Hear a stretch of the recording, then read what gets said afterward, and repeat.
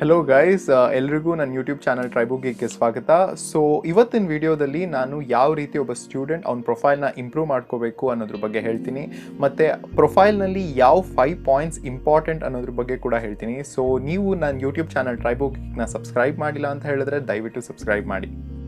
ಮೊದಲನೇದಾಗಿ ಪ್ರೊಫೈಲ್ ಅಂದರೆ ಏನು ಅನ್ನೋದನ್ನು ತಿಳ್ಕೊಳ್ಳೋಣ. ಸೊ ಪ್ರೊಫೈಲ್ ಅಂತ ಹೇಳಿದ್ರೆ ನೀವು ನಿಮ್ಮ ಎಜುಕೇಷ್ನಲ್ ಪೀರಿಯಡ್ ಆಫ್ ಟೈಮ್ನಲ್ಲಿ ಯಾವ್ಯಾವ ಅಚೀವ್ಮೆಂಟ್ಸ್ ಮಾಡಿದ್ದೀರಾ, ಅಥವಾ ನಿಮ್ಮ ಎಕ್ಸ್ಪೀರಿಯನ್ಸಸ್ ಏನೇನಿದೆ, ಮತ್ತು ನೀವು ನಿಮ್ಮ ಎಕ್ಸ್ಟ್ರಾ ಕರಿಕ್ಯುಲರ್ ಆ್ಯಕ್ಟಿವಿಟೀಸ್ ಏನೇನು ಮಾಡಿದ್ದೀರಾ. ಸೊ ಈ ಎಲ್ಲ ವಿಷಯಗಳನ್ನ ನೀವು ಒಂದು ಪೀಸ್ ಆಫ್ ಪೇಪರ್ನಲ್ಲಿ ರೆಪ್ರೆಸೆಂಟ್ ಮಾಡಿ, ನೀವು ಯಾವುದಾದ್ರೂ ಮಾಸ್ಟರ್ಸ್ಗೆ ಅಪ್ಲೈ ಮಾಡ್ತಿದ್ರೆ ಅಥವಾ ನೀವು ಯಾವುದಾದ್ರೂ ವರ್ಕ್ ಅಪ್ಲೈ ಮಾಡ್ತಿದ್ರೆ ಅದನ್ನು ಅವ್ರಿಗೆ ಕೊಟ್ಟರೆ ನಿಮ್ಮ ಬಗ್ಗೆ ಅವ್ರಿಗೆ ಗೊತ್ತಾಗುತ್ತೆ. ಸೊ ಈ ಒಂದು ಪೀಸ್ ಆಫ್ ಪೇಪರ್ನ ನಾವು ಪ್ರೊಫೈಲ್ ಅಂತ ಕರಿತೀರಿ. ಸೊ ಅದನ್ನು ರೆಸ್ಯೂಮೆ ಅಂತ ಕೂಡ ಕರಿತೀರಿ.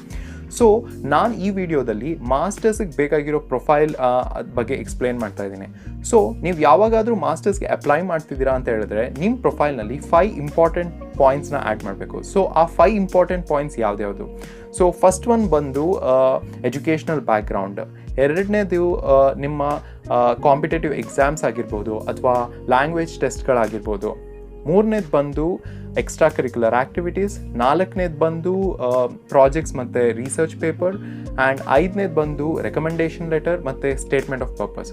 ಸೊ ಈ 5 ಪಾಯಿಂಟ್ಸ್ನ ಏನೇನು ಈ ಪಾಯಿಂಟ್ಸು, ಸೊ ಈ ಪಾಯಿಂಟ್ಸ್ನಲ್ಲಿ ಏನೇನು ನಾವು ಆ್ಯಡ್ ಮಾಡಬೇಕು ನಮ್ಮ ಪ್ರೊಫೈಲ್ನಲ್ಲಿ ಅನ್ನೋದನ್ನು ಇನ್ ಡೀಟೇಲ್ ಆಗಿ ನೋಡೋಣ.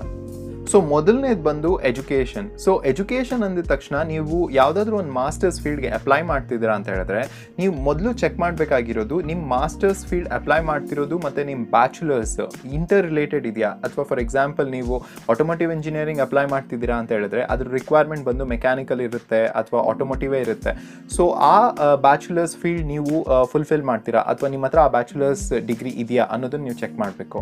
ಎರಡನೇದು ಎಜುಕೇಷನಲ್ಲಿ CGPA ಅಂದರೆ ಮಾರ್ಕ್ಸ್, ನೀವು ಎಷ್ಟು ಮಾರ್ಕ್ಸ್ ತೊಗೊಳ್ತೀರಾ. ಸೊ ನಿಮ್ಮ ಮಾರ್ಕ್ಸ್ ನಿಮ್ಗೊಂದು ಆವ್ರೇಜ್ ಇದೆ ಅಥವಾ FCD ಇದೆ ಅಂದರೆ ಫಸ್ಟ್ ಕ್ಲಾಸ್ ಡಿಸ್ಟಿಂಕ್ಷನ್ ಆಗಿರ್ಬೋದು, 70+ ಇರ್ಬೋದು ನಿಮ್ಮ ಮಾರ್ಕ್ಸ್ ಅಥವಾ ನಿಮ್ಮ ಪರ್ಸೆಂಟೇಜ್ ಏನೇ ಆಗಿರ್ಬೋದು. ಸೊ ಇದು ನಿಮಗೆ ಒಂದು ಆವ್ರೇಜ್ ಮಾರ್ಕ್ಸ್ ಇದ್ದು ನಿಮ್ಮ other extracurricular activities, projects, research ಇದೆಲ್ಲನೂ ಒಳ್ಳೆ ಪ್ರೊಫೈಲಲ್ಲಿ ಇದೆ ಅಂತ ಹೇಳಿದ್ರೆ ಸೊ ಇದು ಆ್ಯಡ್ ಆನ್ ಆಗುತ್ತೆ. ಸೊ ಹೈಯೆಸ್ಟ್ ಮಾರ್ಕ್ಸ್ ಯಾವಾಗಲೂ ಇರಬೇಕು ಅನ್ನೋದ್ರ ಬಗ್ಗೆ ನಾನು ಹೇಳೋದಿಲ್ಲ. ಸೊ ಎರಡನೇದು ಬಂದು ಕಾಂಪಿಟೇಟಿವ್ ಎಕ್ಸಾಮ್ಸ್ ಮತ್ತು ಇಂಗ್ಲೀಷ್ ಲ್ಯಾಂಗ್ವೇಜ್ ಟೆಸ್ಟ್. ಸೊ ನೀವು ಯಾವಾಗಾದ್ರೂ ಮಾಸ್ಟರ್ಸ್ಗೆ ಅಪ್ಲೈ ಮಾಡ್ತಿದ್ದೀರಾ ಅಂದರೆ ಫಾರ್ ಎಕ್ಸಾಂಪಲ್ ನೀವು ಇಂಡಿಯಾದಲ್ಲೇ ಮಾಸ್ಟರ್ಸ್ಗೆ ಅಪ್ಲೈ ಮಾಡ್ತಿದ್ರೆ IITs IIScಲ್ಲಿ ನೀವು ಮಾಸ್ಟರ್ಸ್ ಮಾಡಬೇಕು ಅಂತ ಹೇಳಿದ್ರೆ ನೀವು ಗೇಟ್ ಎಕ್ಸಾಮ್ ಬರೀಬೇಕು. ಅದೇ ರೀತಿ ನೀವು ಇಂಡಿಯಾದಿಂದ ಹೊರಗಡೆ ಅಂದರೆ USA, UK, ಕೆನಡಾ ಅಲ್ಲೆಲ್ಲ ನೀವು ಮಾಸ್ಟರ್ಸ್ ಮಾಡಬೇಕು ಅಂತ ಹೇಳಿದ್ರೆ GRE ಅನ್ನೋವಂಥ ಒಂದು ಎಂಟ್ರೆನ್ಸ್ ಟೆಸ್ಟ್ನ ನೀವು ತೊಗೊಳ್ಬೇಕು. ಅದಾದಮೇಲೆ ಲ್ಯಾಂಗ್ವೇಜ್ ಟೆಸ್ಟ್ ಅಂತ ಬಂತು ಅಂದರೆ IELTS ಮತ್ತು TOEFL. ಸೊ IELTS TOEFL ಬಂದು ಸ್ಟ್ಯಾಂಡರ್ಡ್ ಇಂಗ್ಲೀಷ್ ಲ್ಯಾಂಗ್ವೇಜ್ ಟೆಸ್ಟ್ಗಳು.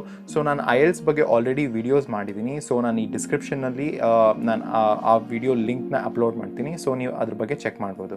ಸೊ ಮೂರನೇದು ಬಂದು ನಿಮ್ಮ extra curricular activities. Extra curricular activities ಅಂತ ಹೇಳಿದ್ರೆ ಏನಂದರೆ ನೀವು ಯಾವುದಾದ್ರೂ ಇಂಟರ್ನ್ಯಾಷನಲ್ ಅಥವಾ ನ್ಯಾಷನಲ್ ಲೆವೆಲ್ ಕಾಂಪಿಟೇಷನ್ಸ್ ಅಟೆಂಡ್ ಮಾಡಿರ್ಬೋದು, ಅಥವಾ ಯಾವುದಾದ್ರೂ ಲೆಕ್ಚರ್ಸ್ ಅಥವಾ ವೆಬಿನಾರ್ಸ್, ಮತ್ತು ಇನ್ನು ಯಾವುದಾದ್ರೂ ಕೋರ್ಸಸ್ ಮಾಡಿರ್ಬೋದು. ಫಾರ್ ಎಕ್ಸಾಂಪಲ್ ಕೋರ್ಸೆರಾದಲ್ಲಿ ನೀವು ಕೋರ್ಸ್ ಮಾಡಿರ್ಬೋದು, NPTEL ಅಲ್ಲಿ ಕೋರ್ಸ್ ಮಾಡಿರ್ಬೋದು. ಸೊ ಈ ಎಲ್ಲ ಇನ್ಫಾರ್ಮೇಷನ್ನ ನೀವು ನಿಮ್ಮ ಪ್ರೊಫೈಲಲ್ಲಿ ಆ್ಯಡ್ ಮಾಡಿದ್ರೆ ಸೊ ನೀವು ಎಷ್ಟು ಎಕ್ಸ್ಟ್ರಾ ಆ್ಯಕ್ಟಿವಿಟೀಸ್ ಮಾಡಿದ್ದೀರಾ ಅನ್ನೋದೆಲ್ಲನೂ ನಿಮ್ಮ ಪ್ರೊಫೈಲಲ್ಲಿ ಹೈಲೈಟ್ ಆಗುತ್ತೆ. ಸೊ ನಾಲ್ಕನೇದು ಬಂದು ಪ್ರಾಜೆಕ್ಟ್ಸ್ ಮತ್ತು ರಿಸರ್ಚ್ ವರ್ಕ್. ಸೊ ನೀವು ಯಾವುದಾದ್ರೂ ಪ್ರಾಜೆಕ್ಟ್ಸ್ ಅಥವಾ ರಿಸರ್ಚ್ ವರ್ಕ್ ಮಾಡ್ತಿದ್ದೀರಾ ಅಂತ ಹೇಳಿದ್ರೆ ಇದು ಯಾವಾಗಲೂ ನೀವು ಯಾವ ಮಾಸ್ಟರ್ಸ್ ಕೋರ್ಸ್ನ ಸೆಲೆಕ್ಟ್ ಮಾಡ್ತೀರಾ ಅನ್ನೋದ್ರ ಮೇಲೆ ಓರಿಯೆಂಟ್ ಆಗಿರಬೇಕು. ಫಾರ್ ಎಕ್ಸಾಂಪಲ್ ನೀವು ಯಾವುದಾದ್ರೂ ಆಟೋಮೋಟಿವ್ ಇಂಜಿನಿಯರಿಂಗಲ್ಲಿ ನೀವು ಮಾಸ್ಟರ್ಸ್ ಮಾಡಬೇಕು ಅಥವಾ ಮೆಟೀರಿಯಲ್ ಸೈನ್ಸ್ನಲ್ಲಿ ನೀವು ಮಾಸ್ಟರ್ಸ್ ಮಾಡಬೇಕು ಅಂತ ನೀವು ಡಿಸೈಡ್ ಮಾಡಿದ್ದೀರಾ ಅಂತ ಹೇಳಿದ್ರೆ ನಿಮ್ಮ ಪ್ರಾಜೆಕ್ಟ್ ವರ್ಕ್ಸ್ ಅಥವಾ ನಿಮ್ಮ ರಿಸರ್ಚ್ ಏರಿಯಾ ಬಂದು ನೀವು ಮಾಡಿರೋಂಥ ರಿಸರ್ಚ್ ಪೇಪರ್ಸ್ ಆಗಿರ್ಬೋದು ಈ ಎಲ್ಲನೂ ಅದೇ ಫೀಲ್ಡ್ನಲ್ಲಿ ಇದ್ದರೆ ಸೊ ನಿಮ್ಮ ಮಾಸ್ಟರ್ಸ್ಗೆ ಮತ್ತು ನಿಮ್ಮ ಪ್ರೊಫೈಲಲ್ಲಿ ತುಂಬ ಇದು ಹೈಲೈಟ್ ಆಗುತ್ತೆ ಮತ್ತು ಸೆಲೆಕ್ಷನ್ ಚಾನ್ಸಸ್ ಕೂಡ ಜಾಸ್ತಿ ಆಗುತ್ತೆ. ಸೊ ಐದನೇದು ಬಂದು ರೆಕಮೆಂಡೇಷನ್ ಲೆಟರ್ ಮತ್ತು ಸ್ಟೇಟ್ಮೆಂಟ್ ಆಫ್ ಪರ್ಪಸ್. ಸೊ ಈ recommendation letter statement of purpose ಅಂದರೆ ಏನು? ಸೊ ನೀವು ಯಾವುದಾದ್ರೂ ಒಂದು ಯೂನಿವರ್ಸಿಟೀಸ್ಗೆ ಅಪ್ಲೈ ಮಾಡ್ತಿದ್ದೀರಾ ಅಂತ ಹೇಳಿದ್ರೆ ಆ ಯೂನಿವರ್ಸಿಟಿ ನಿಮಗೆ ರೆಕಮೆಂಡೇಷನ್ ಲೆಟರ್ ಮತ್ತು ಸ್ಟೇಟ್ಮೆಂಟ್ ಆಫ್ ಪರ್ಪಸ್ನ ಕೇಳ್ತಾರೆ. ಸೊ ಈ ರೆಕಮೆಂಡೇಷನ್ ಲೆಟರ್ನ ಯಾರು ಕೊಡ್ಬೋದು? ಸೊ ನೀವು ಯಾವುದಾದ್ರೂ ಒಬ್ಬ ಪ್ರೊಫೆಸರ್ ಜೊತೆ ಅಥವಾ ನೀವು ಯಾವುದಾದ್ರೂ ಒಂದು ಕಂಪನಿಯಲ್ಲಿ ವರ್ಕ್ ಮಾಡಿದ್ದೀರಾ, ಸೊ ಆ ಪ್ರೊಫೆಸರ್ ನಿಮ್ಮನ್ನು ರೆಕಮೆಂಡ್ ಮಾಡ್ಬೋದು ಯೂನಿವರ್ಸಿಟಿ ಯೂನಿವರ್ಸಿಟೀಸ್ಗೆ, ಅಂದರೆ ಈ ಸ್ಟೂಡೆಂಟ್ ನನ್ನ ಜೊತೆ ವರ್ಕ್ ಮಾಡಿದ್ದಾನೆ ಸೊ ಆ್ಯಂಡ್ ಸೊ ಪ್ರಾಜೆಕ್ಟ್ನಲ್ಲಿ, is a very good candidate ಅಂತ ಅಂದ್ಬಿಟ್ಟು ನಿಮಗೆ ನಾ ರೆಫರ್ ಮಾಡಿದ್ರು ಅಂದರೆ ಅದು ರೆಕಮೆಂಡೇಷನ್ ಲೆಟರ್ ಆಗುತ್ತೆ. ಸೊ ಸ್ಟೇಟ್ಮೆಂಟ್ ಆಫ್ ಪರ್ಪಸ್ ಅಂದರೆ ಏನು?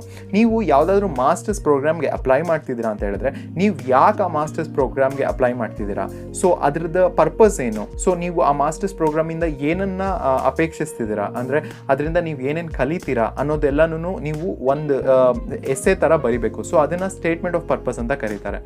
ಸೊ ಇದು ಬಂದು 5ನೇದು. ಸೊ ನಾನು ಎಲ್ಲ 5 ವಿಷಯದ ಬಗ್ಗೆ, ಅಂದರೆ ಎಜುಕೇಷನಲ್ ಬ್ಯಾಕ್ಗ್ರೌಂಡ್ ಆಗಿರ್ಬೋದು, ಕಾಂಪಿಟೇಟಿವ್ ಎಕ್ಸಾಮ್ ಮತ್ತು ಲ್ಯಾಂಗ್ವೇಜ್ ಟೆಸ್ಟ್ ಆಗಿರ್ಬೋದು, extracurricular activities, projects, internships ಮತ್ತು statement of purpose, letter of recommendation, so ಈ ಎಲ್ಲ 5 ಪಾಯಿಂಟ್ಸ್ ಬಗ್ಗೆನೂ ಇನ್ ಡೀಟೇಲಾಗಿ ಎಕ್ಸ್ಪ್ಲೇನ್ ಮಾಡಿ ಹೇಳಿದ್ದೀನಿ. ಸೊ ಈ 5 ಪಾಯಿಂಟ್ಸ್ನ ನೀವು ನಿಮ್ಮ ಪ್ರೊಫೈಲ್ನಲ್ಲಿ ಆ್ಯಡ್ ಮಾಡೋದ್ರಿಂದ ನಿಮ್ಮ ಪ್ರೊಫೈಲ್ ಹೈಲೈಟ್ ಆಗುತ್ತೆ ಮತ್ತು ನಿಮ್ಮ ಚಾನ್ಸಸ್ ಆಫ್ ಸೆಲೆಕ್ಷನ್ ಆ ಪರ್ಟಿಕ್ಯುಲರ್ ಮಾಸ್ಟರ್ಸ್ ಪ್ರೋಗ್ರಾಮ್ ಕೂಡ ಇಂಪ್ರೂವ್ ಆಗುತ್ತೆ. ಸೊ ನೀವು ಈ ವಿಡಿಯೋನ ಇಷ್ಟಪಟ್ಟರೆ ಲೈಕ್ ಮಾಡಿ, ಮತ್ತು ನೀವು ಇನ್ನೂ ನನ್ನ ಯೂಟ್ಯೂಬ್ ಚಾನಲ್ ಟ್ರೈಬೋ ಗೀಕ್ನ ಸಬ್ಸ್ಕ್ರೈಬ್ ಮಾಡಿಲ್ಲ ಅಂದರೆ ದಯವಿಟ್ಟು ಸಬ್ಸ್ಕ್ರೈಬ್ ಮಾಡಿ. Stay tuned, stay safe and ಮತ್ತೆ ಸಿಗೋಣ.